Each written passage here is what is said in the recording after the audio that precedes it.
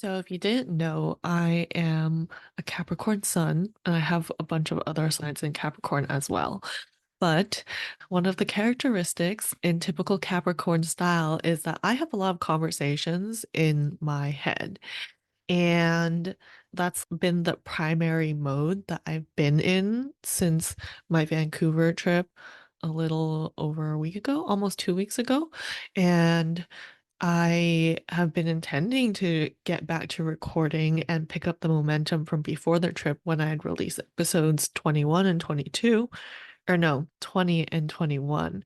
And I'm finding myself just like looking at the outline for 22 right now, and I don't really want to talk about that right now.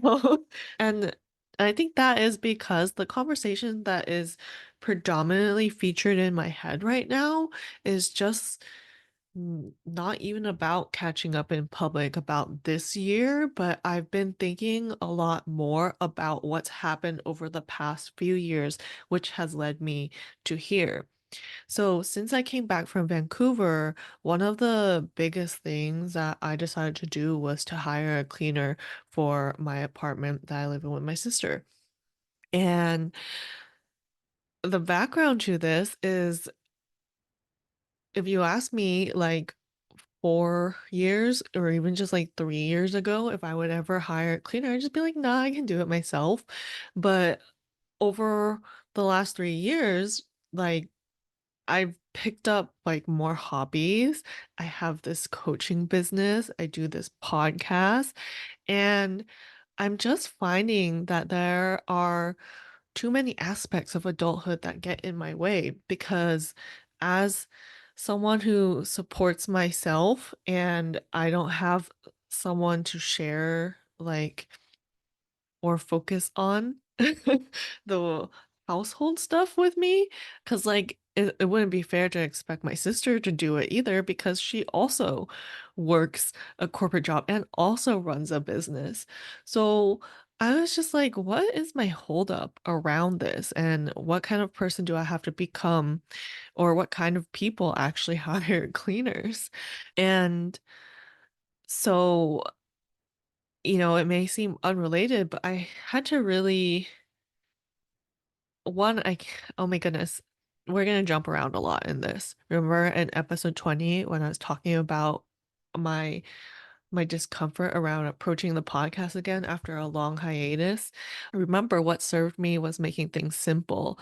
And if I really go back to my original intention, this podcast was meant to be off the cuff. The scripts were to help me practice yapping more and getting more out in the spoken word and not just have conversations in my head. So we're going to jump around a little bit. This is going to be a less structured episode. It's not part of the Catching Up in Public series.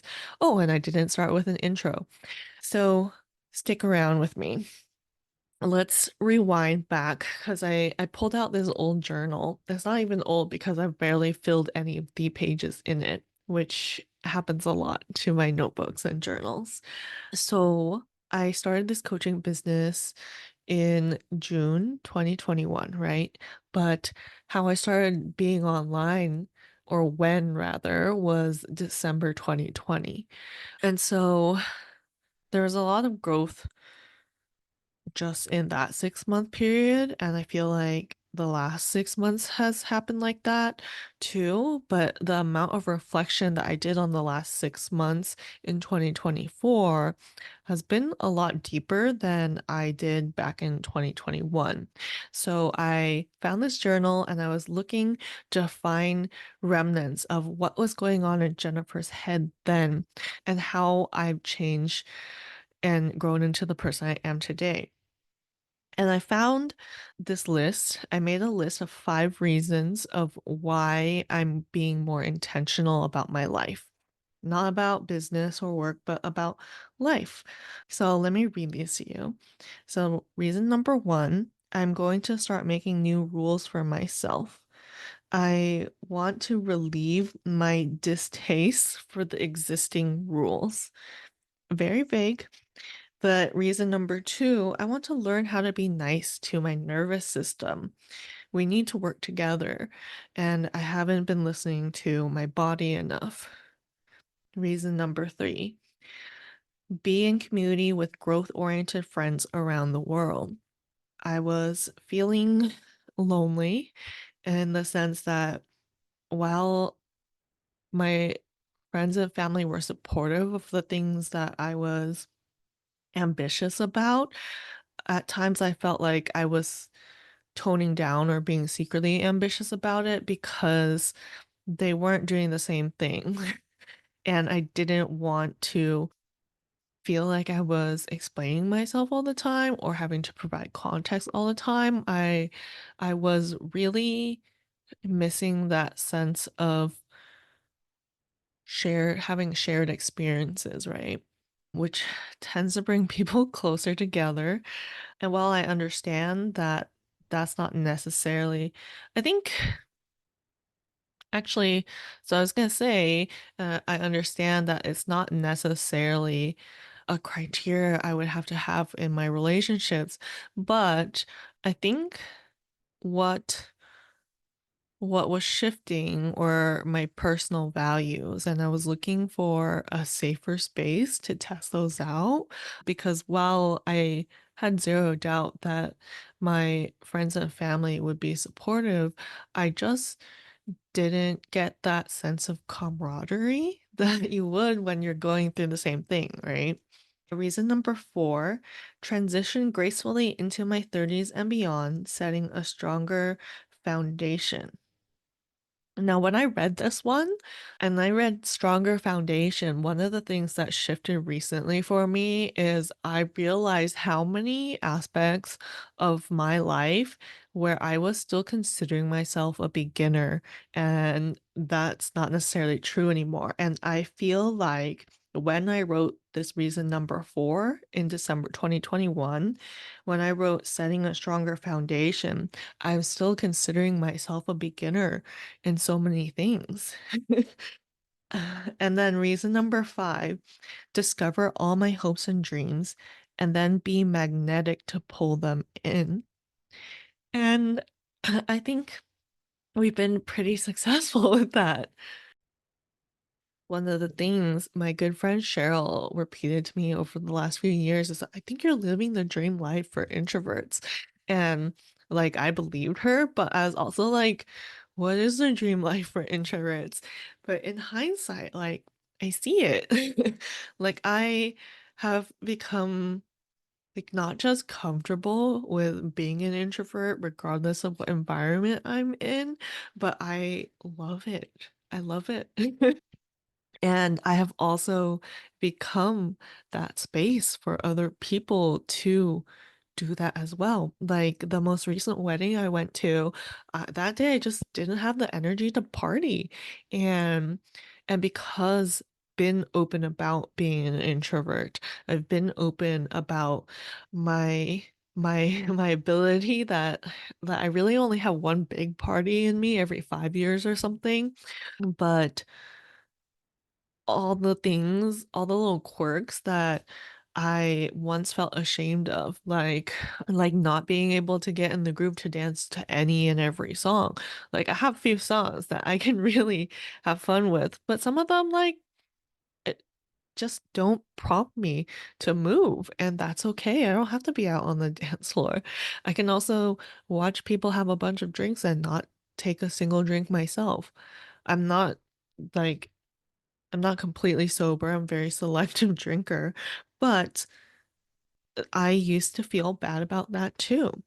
But back to this wedding that I was at, so I knew what part of the song, which songs I was going to opt out of, and I also was just feeling a little less energetic. Part of it was because where I was in my cycle, part of it was because I had been dog watching, part of it is because I'm still adjusting to a new job.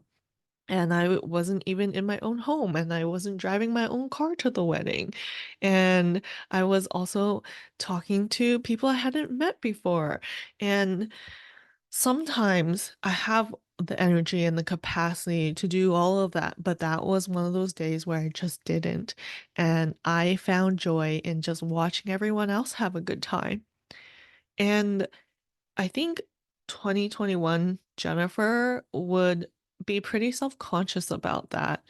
And it's not that I didn't have any thoughts about what other people were thinking or if I was like being a downer at this wedding, but I didn't let those things consume me. I was like, oh, hey brain, that might be what's happening, but I'm also having a lot of fun. I never I usually don't participate in these things, so I don't get to watch my friends have fun. I'm celebrating a really wonderful couple who's chosen to commit to each other for the rest of their lives. I get to hear all these speeches from people who are important to my friend, and there's just so much to enjoy and to be grateful for that I wouldn't be able to see if I let myself spiral. Okay, but here's like where I see that being myself and being open and being public about it does impact other people because one of my friend's partners, who is becoming a friend of mine as well, came and sat down next to me and said, "Hey, look, I just want to recharge. We don't have to talk." And I was like, "This is so nice." And he knows that he has a space with me because that's exactly what I'm doing, just chilling, just preserving my energy and recharging by finding joy in what's going on around me without necessarily having to be a part of it. And after a while of being on his phone and chilling, he turned to me and he said, "Thank you so much for being this grounding space where I could recharge." And I was like, "What?" I was like, these are like the things that I say in like coach speak, but they've actually made it out into reality, into real life. And someone is thanking me for that. And I'm really proud. I'm really proud of December 2021 Jennifer and all versions of me for doing the hard things and bringing us to where we are today. I am getting a little emotional with happy tears. Um, but yeah, I was so excited almost 3 years ago to start this journey of living intentionally, of making new rules for myself, of being nice to my nervous system, of being in community with growth-oriented friends all around the world, of transitioning into my 30s gracefully, of discovering all my hopes and dreams. I I made all of this happen. And so I encourage all of you to look back and see how, well, first, like take take stock of everything that you love in your life, of everything that you enjoy, of all the things you're grateful for. And I want you to look at how you played a part in making all of that happen. I recently onboarded a new client into take root into self-leadership, and it's just been a few weeks, and from the start, this client was like, "Oh, I don't know if there's gonna be stuff to celebrate," but we have celebrated so much already, and they've taken notice more of the things that exist in their life that are deserving of celebration. And it's way more than any of us can expect. Because when you say think of your wins or think of things to celebrate, you're gonna draw a blank because it's not the frame of mind that you were conditioned to have. I am still working on that. There are days when if I were to ask myself, what are we celebrating today? And I'd be like, I don't know, it was a pretty sucky day. But there's always something. And And when you haven't started that practice yet, you might be looking at other people and being like, oh, that's cringe or ugh. And I've been there before. Like when I first started yoga years ago, I remember the instructors would just be like, grateful for air, grateful for breathing. And I would be like, what the hell? But I see it now. And I'm really glad that I continued to expose myself to people who are just in love with life, in love with what they do, and that I allow myself to have that too, especially, you know, right now, like looking back at how I was raised with my Vietnamese immigrant parents.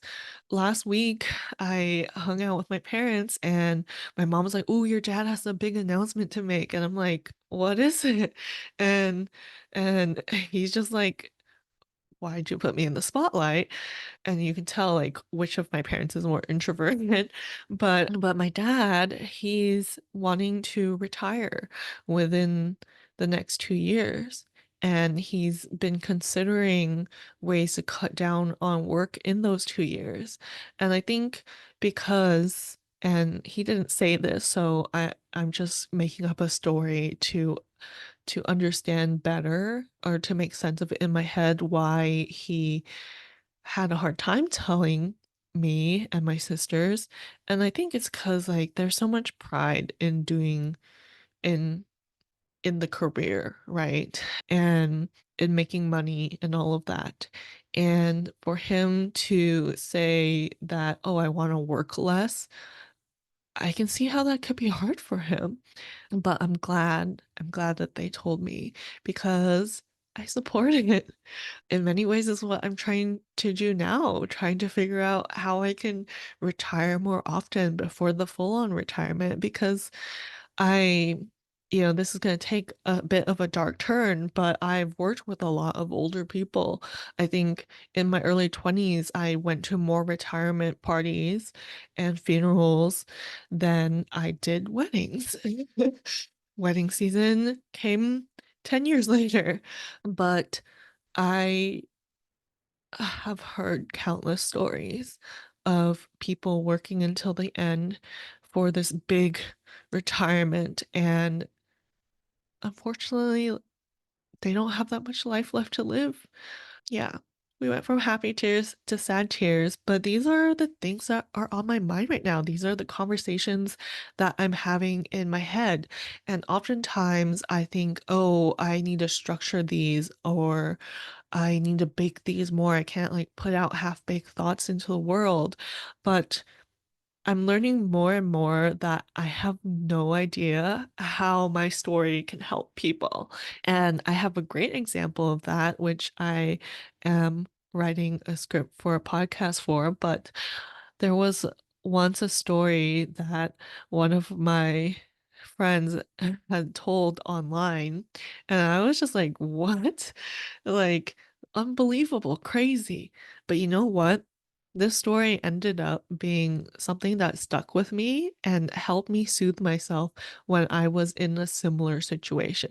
And this is a situation that I would never expect, but we will talk about that later. Later, I'll also dive into the whole story with hiring cleaners and that stuff and upgrading my life in that way.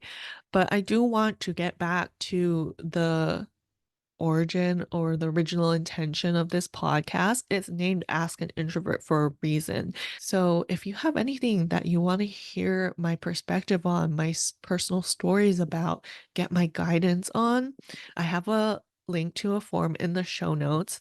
And I really want to have the spirit of Ask an Introvert get embodied by this podcast. So I can't do that unless you start asking this introvert some things.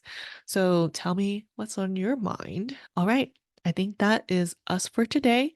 If there is anything that I didn't close a loop on this more chaotic style of episode, let me know and I'll follow up in another episode.